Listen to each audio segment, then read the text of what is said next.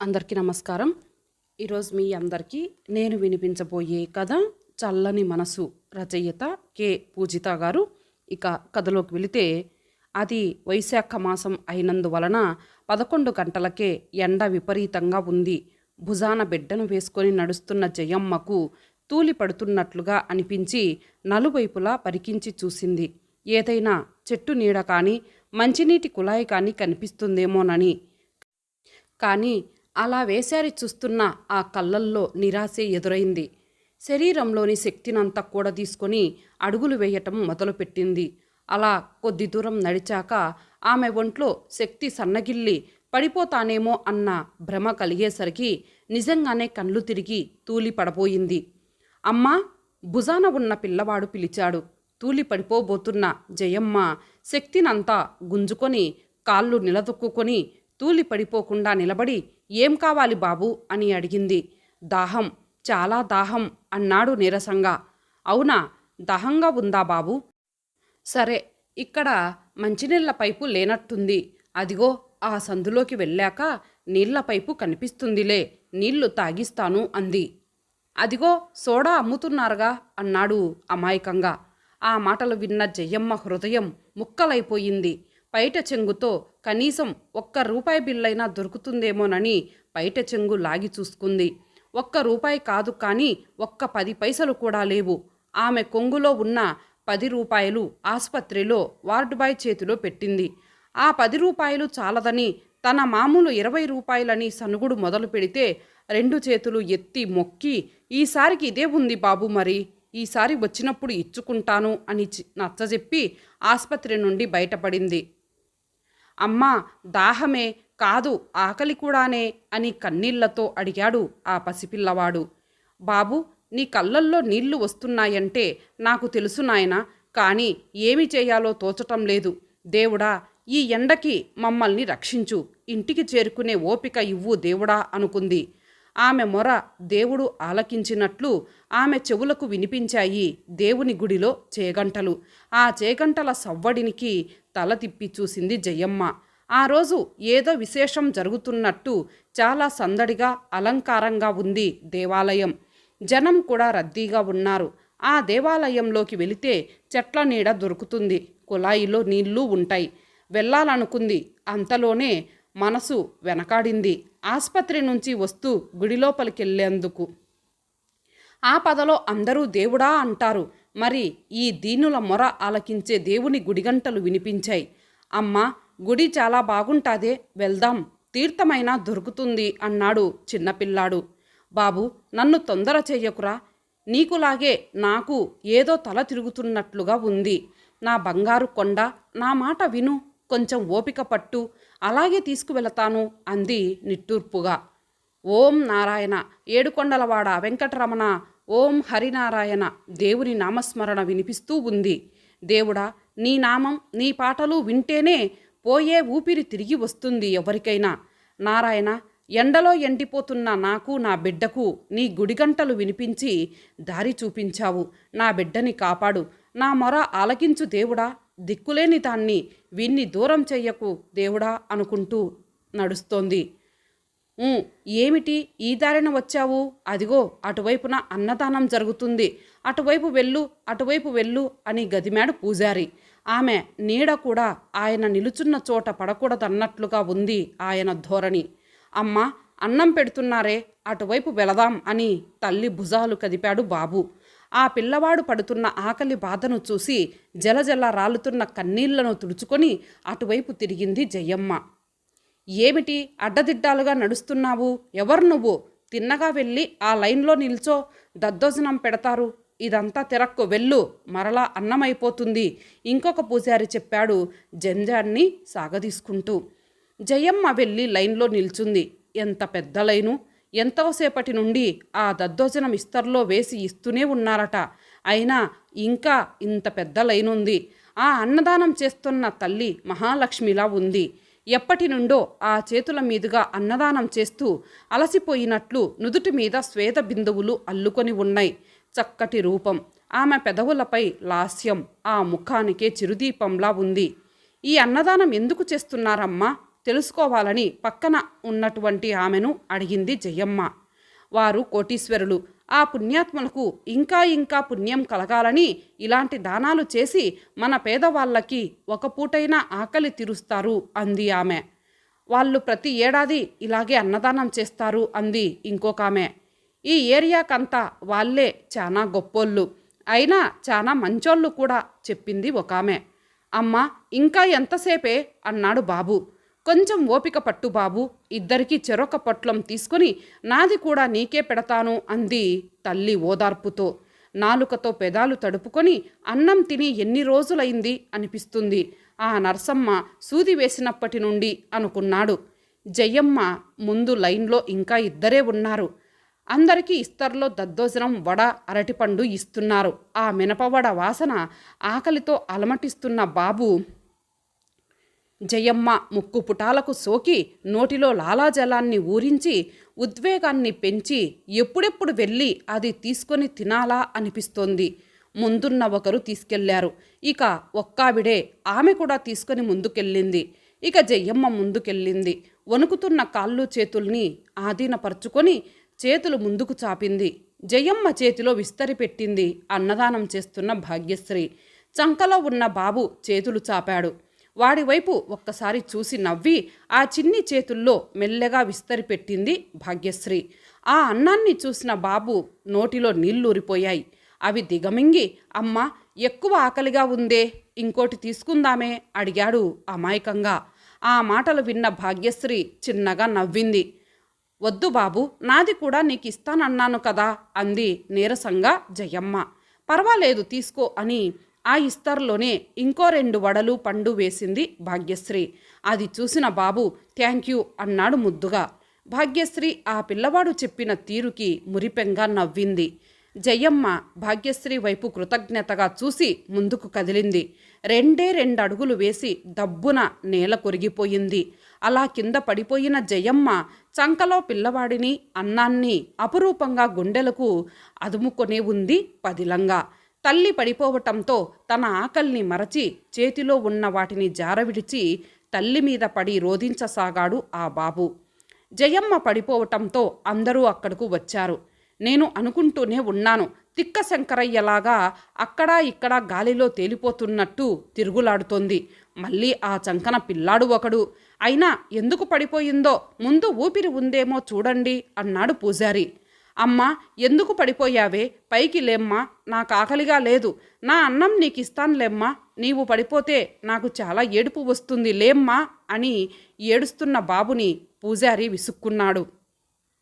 ఏమిట్రా పిల్ల సన్యాసి, నీ కాకిగోల, శుభమా అని పూజలు జరిగే స్థలంలో నీ ఏడుపు పిల్లపీనుగా, మీ అమ్మకేమీ కాదు, అలా వెళ్ళి కూర్చో అన్నాడు. నేను అమ్మను వదిలి వెళ్ళను అని ఏడుపు లంఘించుకున్నాడు. మీరు ఊరుకోండి పూజారి గారు, ఆ చిన్నపిల్లాడు భయపడిపోతుంటే ఇంకా భయపెట్టేస్తారేమిటి, ముఖాన నీళ్లు చల్లండి, లే బాబు నీవిలారా అంది భాగ్యశ్రీ. మేడం అమ్మ లేస్తుందా, అమ్మకు ఆకలి, నాకు ఆకలి, అయినా నాకు అన్నం వద్దు, అమ్మ కావాలి, అన్నం వద్దు, ఏమీ వద్దు, అమ్మ కావాలి ఏడుస్తూ అన్నాడు. అమ్మ ముఖాన నీళ్లు చల్లినా లేవలేదంటే ఏదో జబ్బేమో, మనకెందుకు ఈ గోల, ఆ పిల్లాడికి దద్దోజనం చేతిలో పెట్టి ఈవిన్ని అలా పక్కన పడుకోపెట్టి ఓ సోడా ముఖాన చల్లి గొంతులో పోస్తే కొద్దిసేపటికి వాళ్ళే లేచి ఇంటికి పోతారు. అసలు ఇలాంటి వాళ్లను నమ్మనేకూడదు, ఇలా పడిపోయి నాటకాలాడి డబ్బు సంపాదించుకుంటారు చెప్పాడు పూజారి. ఊరుకోండి పూజారి గారు, కొందరు అలా చేస్తారని అందరినీ అనుమానిస్తే ఎలా చెప్పండి, ఆకలిని తట్టుకోలేక పడిపోయిందో లేక ఇంకేమైనా ఆరోగ్యం బాగాలేదేమో, ఆస్పత్రికి పంపిస్తాము అందామె. భాగ్యశ్రీ ఎందుకమ్మా లేనిపోని రిస్కు తీసుకుంటున్నావు, పూజారి గారు చెప్పినట్టు లేనిపోని బాధ మనకెందుకు అంది ఆమె అత్తగారు పద్మావతి. అదేమిటి అత్తయ్య గారు అలా అంటారు, ఇంత పెద్ద మనసు ఉన్న మీరు, పూజలు అన్నదానాలు ధర్మాలు చేసే మీరే ఇలా మాట్లాడితే ఇక మామూలు మనుషులు ఎలా ఆలోచిస్తారు చెప్పండి. ఒక మనిషి ఆపదలో ఉంటే తోటి మనిషి ఆదుకోవటం మానవ ధర్మం.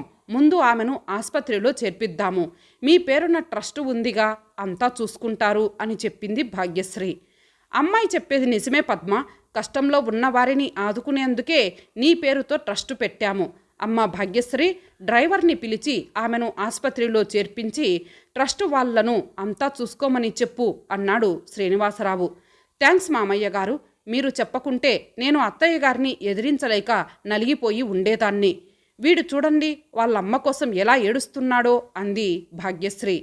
మీ అత్తయ్య గారు పరిస్థితులకు భయపడతారమ్మా, అయినా రోజులు అలాగే ఉన్నాయి మరి. అయినా ఒక మనిషి ప్రాణానికి ముప్పు అంటే చూస్తూ ఊరుకోలేం కదా. ఆ పిల్లాడికి పాపం ఏదైనా పెట్టండి, ఆకలిగా ఉన్నట్లున్నాడు. నాకు మీటింగ్కి టైం అయింది, నేను వెళ్ళాలి అని చెప్పి వెళ్ళాడు శ్రీనివాసరావు. జయమ్మకు ట్రస్ట్ వాళ్ళు ఆసుపత్రి ఖర్చులన్నీ భరించి నీరసంగా ఉన్న ఆమెకు బాగు చేయించారు. ఈ 2 రోజుల్లో బాబు ముద్దు మాటలకు భాగ్యశ్రీ మురిసిపోయింది. బాబు తెలివితేటల్ని గ్రహించింది భాగ్యశ్రీ. వాడి చిరునవ్వులు ఆమెకెంతో నచ్చాయి. మేడం, మీరు చాలా మంచోళ్ళు, అమ్మకి బాగు చేయించారు, నాకు చాక్లెట్లు కొత్త బట్టలు కొనిచ్చారు అని వాడి ముద్దు మాటలు ఆమె హృదయంలో ఆశల్ని చిగురింపజేశాయి. ఆమె ఆశని మనసులో స్థిరపరుచుకొని ఒక నిర్ణయానికి వచ్చింది.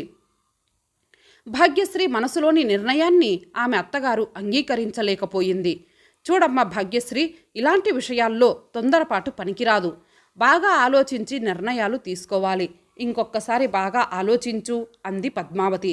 అత్తయ్య, నేను ఆలోచించాను, మీ అబ్బాయి గారి అనుమతి కూడా తీసుకున్నాను అంది భాగ్యశ్రీ. వాడు నీ మాట కాదనలేక అవునని ఉంటాడేమో, అలా ఎప్పటికీ అనరు. మీ అబ్బాయి గారి వ్యక్తిత్వం మీకు తెలియదా అంది. అబ్బాయి వ్యక్తిత్వం తెలుసు, నీది తెలుసు. నిన్ను మేము ఎప్పుడూ కోడలుగా చూడలేదు, మా సొంత బిడ్డలాగే చూసుకున్నాం. నీ మనసు పరిపూర్ణం అని, నీవు ఏది చేసినా సమర్థవంతంగా చేస్తావని మాకందరికీ తెలుసు. అయినా ఈ విషయంలో నీతో అంగీకరించలేకపోతున్నాను. అత్తయ్య, ఇదంతా మనం మాట్లాడి తీసుకునే నిర్ణయం. మన కోరికల్ని ఎదుటివారు కూడా అంగీకరించాలి కదా అంది భాగ్యశ్రీ నిరాశగా. అంటే ఆ జయమ్మ నీ కోరికను వ్యతిరేకిస్తుందా? ఈ రోజుల్లో డబ్బుకి ఆశపడని వారు ఎవరుంటారమ్మా అంది నిరసనగా. ఏ రోజులైనా వ్యక్తిత్వానికి కట్టుబడిన వారు కొందరుంటారు అత్తయ్య. అయినా ఇక నేను వెళ్ళిరానా అని చెప్పి భాగ్యశ్రీ బయలుదేరింది. అమ్మగారు మాట్లాడాలని గుడికి రమ్మన్నారు. ఏమి మాట్లాడతారో, ఏమి అడుగుతారో, ఏముంది తన దగ్గర? గొప్పోళ్ళు ఇలా సాయం చేసి అంతకంతా దోచుకుంటారట. అయినా ఆ తల్లిని చూస్తే అలా అగుపించటం లేదు. నాకు ఇంత సాయం చేసి నా కొడుక్కి అన్నీ ఇచ్చింది. ఒడిలో బాబుని పడుకోబెట్టుకుని గుడి ఆవరణలో భాగ్యశ్రీ కోసం ఎదురు చూస్తూ కూర్చుంది జయమ్మ. అమ్మా, మేడం ఇంకా రాలేదే? అప్పటికి 6రోసారి అడిగాడు బాబు. వస్తుందిలే, నీవదంతా తిరక్కు, వచ్చి ఇలా కూర్చో లేదా నా ఒడిలో పడుకో అని కొడుకును దగ్గరకు తీసుకొని అదిగో మేడం వచ్చేసింది అంది సంతోషంగా. గుడ్ ఈవినింగ్ మేడం అన్నాడు బాబు సంతోషంగా. జయమ్మ లేచి 2 చేతులెత్తి నమస్కరించింది. బాగున్నావా జయమ్మ అని నవ్వుతూ పలకరించి, నీ కొడుకు చాలా హుషారు, ఏమి చదువుతున్నావురా, ఇంత చక్కగా మాట్లాడుతున్నావు అంది ప్రియంగా. యూకేజీ పాస్ అయ్యి ఫస్ట్ క్లాస్కొచ్చాను, మరి నన్ను అమ్మ బడికి పంపలా అన్నాడు దిగులుగా. ఎందుకని పంపించటం లేదు జయమ్మ అని అడిగింది భాగ్యశ్రీ. లే బాబు, నీ వెళ్ళి ఆడుకోరా అని బాబుని పంపించింది. అమ్మ, ఆడికి ఆరోగ్యం బాగోలేదమ్మా, ఏదో గుండెల్లో చిల్లంటమ్మా, ఆపరేషన్ చేయాలన్నారు. నా దగ్గర డబ్బు లేదు. వాడి నాయన వేరే ఆమెతో కాపురం పెట్టాడు. నేను మిషన్ కొడతాను, అప్పడాలు ఊరగాయలు చేసి అమ్ముకుంటాను. ఈ మధ్య వాడిని ఆసుపత్రి చుట్టూ తిప్పేందుకే రోజు అయిపోతుంది. ఇక ఇవన్నీ ఎప్పుడు చేసేది? వాడిని ఎలా స్కూలుకు పంపేది? ఏదో కొంచెం సంపాదించింది వాడి మందులకే చాలటం లేదమ్మా. వాడి నాయన 4 పైసలు ఇవ్వడు, కానీ నా దగ్గరున్నది తీసుకుపోతుంటాడు. ఇదమ్మా సంగతి. సరేలేమ్మా, నా సంగతులన్నీ చెప్పి నిన్ను బాధ పెట్టేది ఎందుకు గాని. తల్లి, మీరు రమ్మన్నారు కదమ్మా, ఏమిటో చెప్పండమ్మా అంది వినయంగా. జయమ్మ చెప్పిన విషయాలు విన్నాక వెంటనే ఆమె అడగాలనుకున్న విషయం అడగలేకపోయింది. ఏదో బాధ గొంతులో అడ్డుకొని మౌనంగా ఉండిపోయింది. మా అమ్మ ఏమిటమ్మా అలా ఉన్నారు? ఏదో అలా ఉంటే నాకు మనసుకు కష్టంగా ఉందమ్మా. మీరు చెప్పండమ్మా, నేను మీకోసం ఏమైనా చేస్తానమ్మా అంది జయమ్మ. వద్దులే జయమ్మ, నీవు చెప్పిన విషయాలు విని నిన్ను అడగలేకపోతున్నాను. వద్దు, నీవు బాధపడతావు. వద్దులే, కానీ నేను చేయవలసిన సహాయం నేను చేస్తాను అంది భాగ్యశ్రీ. అమ్మ, నా కోసం మీరు ఎంతో చేశారు. మీకోసం నా ప్రాణమైనా ఇస్తాను. ఏమి చెబుతారో చెప్పండి అంది కృతజ్ఞతగా. జయమ్మ వైపు చూసి, నేను ఏ విషయం చెబుతాను, ఆ తర్వాత నీ ఇష్టం, బలవంతం ఏమీ లేదు, అలా వెళ్ళి గుడిమెట్ల దగ్గర కూర్చొని మాట్లాడుకుందాం అని వెళ్ళి మెట్ల మీద కూర్చున్నారు. ఆడుకుంటున్న బాబు కూడా వచ్చి తల్లి ఒడిలో కూర్చొని భాగ్యశ్రీ ఇచ్చిన చాక్లెట్లు తింటున్నాడు. జయమ్మ, నాకు పిల్లలు లేరు అంది ఉదాసీనంగా. అలాగా అమ్మా, ఇంత మంచోళ్ళకి దేవుడు అన్యాయం చేయడు, తప్పక మీకు పిల్లలు పుడతారమ్మా అంది రూఢీగా. భాగ్యశ్రీ నవ్వి, ఇంతకు ముందైతే ఆ నమ్మకాలు ఉండేవి, కానీ నాకు పిల్లలు పుట్టరు, అందుకే నీ కొడుకుని దత్తత చేసుకోవాలని ఆశపడ్డాను అంది భాగ్యశ్రీ. అమ్మా అంది ఆశ్చర్యంగా ఒడిలో ఉన్న కొడుకుని 2 చేతులతో గుండెకు హత్తుకొని. భాగ్యశ్రీ నవ్వి, అందుకే నేను చెప్పను అన్నాను, నీ కథ విన్నాక నాకు అడగాలనిపించలేదు. జయమ్మ, నీవు చెప్పమని బలవంతం చేస్తే చెప్పాను, భయపడకు, నా నిర్ణయం మార్చుకుంటానులే అంది భాగ్యశ్రీ. వీడు నా ప్రాణం, నా ఊపిరి అంటున్న జయమ్మ కనుకొనల్లో నీటి బొట్లు నీరెండలో మెరుస్తున్నాయి. భయపడకు జయమ్మ, నీ కొడుకుని నీ నుండి దూరం చెయ్యను, మంచి తెలివిగల పిల్లవాడు, బాగా చదివించి గొప్పవాడిగా చేయాలనుకున్నాను. బాబు నా మనసుకి బాగా నచ్చాడు, అందుకే అలా అనుకున్నాను. వాడి తెలివితేటలకు వాడు నా దగ్గర ఉంటే బాగా వృద్ధిలోకి వస్తాడని ఆశపడ్డాను, అంతేకాని సరే అవన్నీ ఎందుకు కానీ వాడి భవిష్యత్తుని ముందు బాగు చేద్దాం. రేపే మంచి డాక్టర్తో మాట్లాడి వాడి గుండె ఆపరేషన్కి అన్ని ఏర్పాట్లు చేయిస్తాను. ఆపరేషన్ బాగా జరిగి వాడు ఆరోగ్యంగా ఉండాలి, అదే నా దీవెన అంది భాగ్యశ్రీ. ఇంకా కొడుకుని అలాగే పట్టుకొని అయోమయంగా ఉండిపోయి చూస్తోంది జయమ్మ. అమ్మా, నేను మేడంతో వెళ్తానే, మేడం చాలా మంచోళ్ళు, నీవు ఏమీ కొనివ్వవు, మేడం చూడు నాకు డ్రెస్సులు చాక్లెట్లు అన్నీ కారులో తీసుకెళ్ళి తీసిస్తారు అన్నాడు బాబు అమాయకంగా. తప్పురా బాబు, అమ్మని అలా అనకూడదు, అమ్మ ఇవేమీ ఇవ్వకున్నా జన్మనిచ్చింది. సరే జయమ్మ, నేను వెళ్ళి వాడికి తొందరగా ఆపరేషన్కి రెడీ చేయిస్తాను, లేట్ అయితే చాలా ప్రమాదం అని చెప్పి భాగ్యశ్రీ వెళ్ళిపోయింది. అవును, లేట్ అయితే వీడు దక్కడని డాక్టర్లు చెప్పారు, మరి నా బిడ్డను కాపాడేందుకు వచ్చిన దేవతల్లా కనిపించావమ్మా ఈ దేవుడి గుడిలో అని పైట చెంగుతో కళ్ళు తుడుచుకుంది. అమ్మా, ఎందుకే ఏడుస్తున్నావు, నేను ఆ మేడంతో వెళ్ళనులే, ఏడవకు అన్నాడు బాబు తల్లి కన్నీళ్లు తుడుస్తూ. ప్రేమగా వాడి బుగ్గ మీద ముద్దు పెట్టుకుంది జయమ్మ. భాగ్యశ్రీ బాబుకి ఆపరేషన్ చేయించింది, వాడు బాగా కోలుకున్నాడు. ఆరోగ్యంగా ఉన్న కొడుకుని చూసి జయమ్మ చాలా సంతోషించింది. అమ్మ, బాబుకి జన్మనిచ్చింది నేనైతే పునర్జన్మ ఇచ్చింది మీరమ్మా, వాడు మీ దగ్గర ఉంటేనే బాగా బతుకుతాడని అనుకుంటున్నాను. వాడిని మీరే తీసుకెళ్ళండి, వాడి బాగోగులు చూసి ఆనందిస్తాను, వాడి పెరుగుదలను చూసి పొంగిపోతాను. వాడు మీ దగ్గరుంటేనే మంచిదని అనుకున్నాను, ఎవరి బలవంతం లేదు, నా ఇష్టపూర్వకంగానే చెబుతున్నాను, తీసుకెళ్ళండమ్మా అంది జయమ్మ. వద్దు జయమ్మ, నీ బిడ్డని నీ దగ్గరే ఉంచుకో, నేను వాడిని తీసుకోవాలని ఆపరేషన్ చేయించలేదు అంది. మా ట్రస్టు తరపున చేయించాను, అంతేకాని నేను అడిగిన మాట మనసులో పెట్టుకోకు అంది భాగ్యశ్రీ జయమ్మను ఓదార్చుతున్నట్టు. అమ్మ, ఆ రోజు నుండి నేను గమనిస్తూనే ఉన్నానమ్మా, నా బిడ్డ కోసం మీరు చూపించే ప్రేమ, వాడి బాగోగుల కోసం మీరు పడే శ్రమ తాపత్రయం కన్నతల్లి కన్నా ఎక్కువగా ఉన్నాయమ్మా. మీలాంటి చల్లని తల్లి దగ్గర నా కొడుకు నిండు 100 ఏండ్లు బాగా బతుకుతాడు.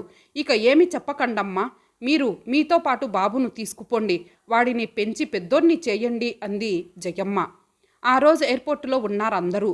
మంచి డ్రెస్ వేసుకొని బూటు సూటులో ఉన్న కొడుకును చూసి పొంగిపోతున్నప్పటికీ మనసు బాధగా అలమటించిపోతోంది. తన ప్రాణాన్నే ఎవరో తీసుకుపోతున్నంత వ్యధగా ఉంది ఆమెకు. అయినా గుండె నిబ్బరం చేసుకొని పొంగి పొరలి వచ్చే కన్నీటిని ఆపుకుంది జయమ్మ.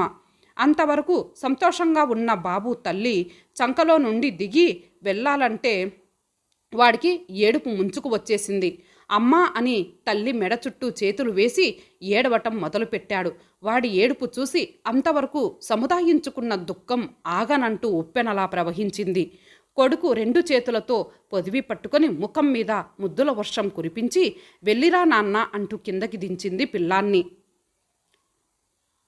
కిందకు దిగిన బాబు తల్లి మెడకు చుట్టిన చేతుల్ని విడిపించుకొని ఏడుపు లంఘించుకున్నాడు. జయమ్మ మోకాళ్ళ మీద కూర్చొని, తప్పు, ఏడవకూడదు, వెళ్ళిరా, అమ్మ ఎదురు చూస్తుంది, వెళ్ళు అంది వాడి చేతుల్ని విడిపించుకుంటూ. నేను వెళ్ళను అన్నాడు తల్లి మెడ చుట్టూ చేతుల్ని గట్టిగా చుట్టి. ఆ తల్లి కొడుకుల ప్రేమను చూస్తున్న భాగ్యశ్రీ హృదయం ద్రవించిపోయింది. ముందుకు వెళ్ళిన ఆమె వచ్చి వాళ్ళ దగ్గరగా నిలుచుంది. మేడం, అమ్మ మంచిది, అమ్మను వదిలి రావాలంటే ఏడుపు వస్తుంది మేడం అన్నాడు బేలగా ఏడుస్తూ. అలా అనకురా బాబు, ఆ అమ్మకు రుణపడి ఉన్నాం, నిన్ను బ్రతికించిన దేవత ఆమె, నా మాట విని వెళ్ళు అంది దుఃఖపూరితమైన గొంతుతో. లే బాబు, ఏడవకురా, నాతో రావద్దులే, మీ అమ్మ దగ్గరే ఉందువు కానీ ఇక ఏడవకు అంది భాగ్యశ్రీ. థ్యాంక్ యూ మేడం అన్నాడు వాడి బుల్లి చేతులతో కళ్ళు తుడుచుకుంటూ. ఇలా ముద్దు ముద్దుగా మాట్లాడి నా మనసుని దోచుకున్నావురా నీవు. జయమ్మ, ఇక వాడిని బలవంతం చేయకు, నీ మీద వాడు చాలా ప్రేమను పెట్టుకున్నాడు, నీవు చాలా అదృష్టవంతురాలివి. మీ తల్లి కొడుకుల బంధాన్ని విడదీసేందుకు నాకు మనసు రావటం లేదు, నాలో అంత కఠినత్వం లేదు. ఇన్ని ఇస్తున్నా వాడు తిరస్కరించి నీ దగ్గరే ఉన్నాడంటే వాడి మనసు తల్లి మీదనే ఉంది. బాబు బిహేవియర్ అంటే నాకిష్టం. చూడు, రావద్దులే అంటేనే టప్పున ఏడు పాపేశాడు. లేదమ్మా, వాడికి నచ్చజెప్పి మీతో పంపిస్తాను. ఈ లోకంలో 10 పైసలు దానం చేసేందుకు ప్రతిఫలం ఆశిస్తారు. మీరు మనిషి రూపంలో ఉన్న దేవత లాంటోరమ్మా, ఇంత సహాయం చేసి కూడా నా కొడుకుని వదిలి వెళ్ళిపోతున్నారు. వద్దమ్మా, వీడిని తీసుకుపోండి, నన్ను రుణగస్తురాల్ని చేయకండమ్మా, వీడిని తీసుకుపోండి. తల్లి కొడుకుల బంధాన్ని ఏ రుణాలు విడదీయలేవు, అదే పవిత్రమైన ప్రేమానుబంధం. ఇది రుణంగా భావించకు, మానవత్వం అనుకో. అత్తయ్య మామయ్య ఊరెళ్ళి ఉన్నారు, వాళ్ళు వచ్చిన వెంటనే మా ట్రస్టు తరపున వీడి చదువు బాధ్యతలన్నీ ఏర్పాటు చేయిస్తాను అని చెప్పి లోపలకు వెళ్ళబోతూ ఒక్కసారి వెనక్కు తిరిగి చూసింది భాగ్యశ్రీ. జయమ్మ 2 చేతులతో దేవతని నమస్కరిస్తున్నట్టుగా చేతులు జోడించింది. ఆ పసివాడికి పెన్నిది దొరికినట్టు ఒక చెయ్యి తల్లి మెడ చుట్టూ చుట్టి ఒక చేతిని గాలిలోకి పంపుతున్నాడు. హృదయంలోని అలజడిని ఆపుకొని కనుకొనల్లో నిండిన నీటిని ఆపుకోవాలని ప్రయత్నిస్తూ లోపలకు వెళ్ళిపోయింది భాగ్యశ్రీ. అమ్మా, మనిషి రూపంలో ఉన్న దేవతవు నీవు, నీ చల్లని మనసుకి కోటి నమస్కారాలు చేస్తున్నానమ్మా అని మనసులో అనుకుంది జయమ్మ. ఇంతటితో ఈ కథ సమాప్తం. మరలా మరొక మంచి కథతో కలుద్దాం. అంతవరకు సెలవు. నమస్తే.